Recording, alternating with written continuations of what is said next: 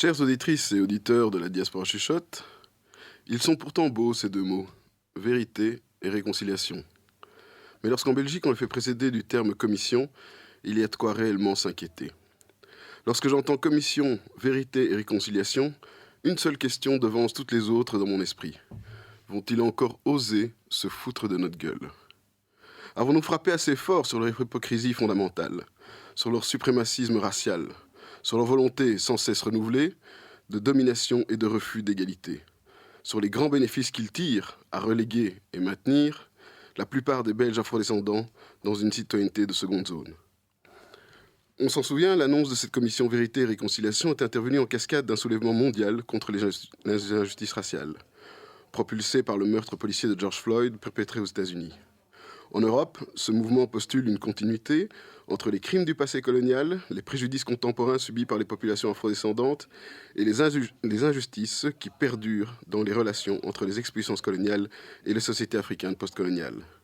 Ce que pour notre part, nous avons résumé depuis longtemps par ces 6 mots, en finir avec le continuum colonial.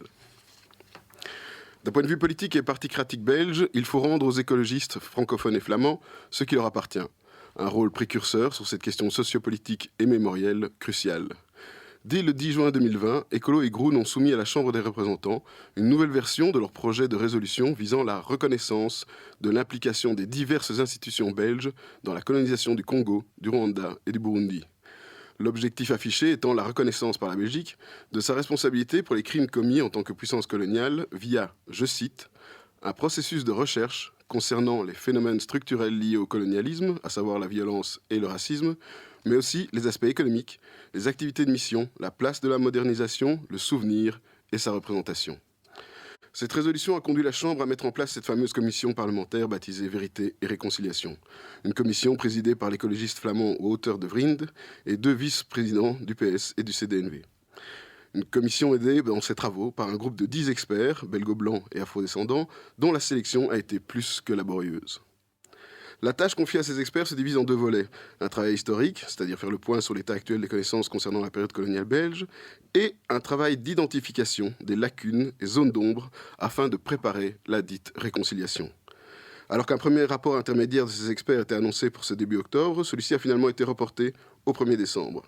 Ce qui montre, pour les plus optimistes, que parlementaires et experts semblent tenir compte des critiques extérieures largement afrodescendantes et corrigent peu à peu le tir en mode work in progress. Il reste pourtant un problème de taille, comme un éléphant dans le salon, que tous les protagonistes font semblant de ne pas voir, l'absence du mot justice ou celui de réparation. Car s'il y a eu indubitablement crimes coloniaux, il ne peut y avoir aujourd'hui absence de justice et de réparation. Plus diplomatiquement, l'ONG Avocats sans frontières formule la même réflexion. Il semble que la classe politique ait écarté la possibilité de qualifier juridiquement les faits, voire d'établir des recommandations sur les questions des réparations. On semble donc pencher en faveur d'une approche purement historique et mémorielle, par contraste, selon les parties prenantes elles-mêmes, avec la création d'une commission de vérité au sens sud-africain. Malgré ses allures d'ouverture, cette nouvelle commission belge n'a pas non plus séduit Olivia Rutazibois, maîtresse de conférences belgo-rwandaise à l'université de Portsmouth en Angleterre. Sollicitée en tant qu'expert, elle a refusé l'invitation et s'en est expliquée en ces termes. Regarder directement le passé colonial et le présent est une chose sur laquelle la diaspora africaine postcoloniale et d'autres insistent depuis plus d'un demi-siècle.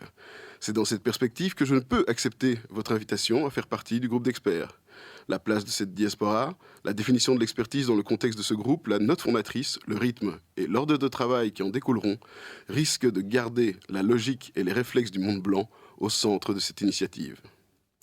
Et Rutazibois de prévenir, il est très important que votre commission, dès le départ, fasse attention à un changement radical de pouvoir dans cette conversation, ainsi qu'aux initiatives qui en découleront. Après tout, c'est ça, la décolonisation et l'éradication du racisme. Cela exige de l'ouverture et de la volonté, d'autres vitesses, d'autres priorités, prendre des risques et expérimenter. Sinon, ce ne sera qu'une opération cosmétique qui servira le statu quo, mais avec l'impression, triste et dangereuse, que nous avons fait quelque chose. Dans un récent entretien donné à l'Institut écologiste Etopia, la sociologue et chercheuse à l'ULB Véronique Klett-Gakuba se montre également critique.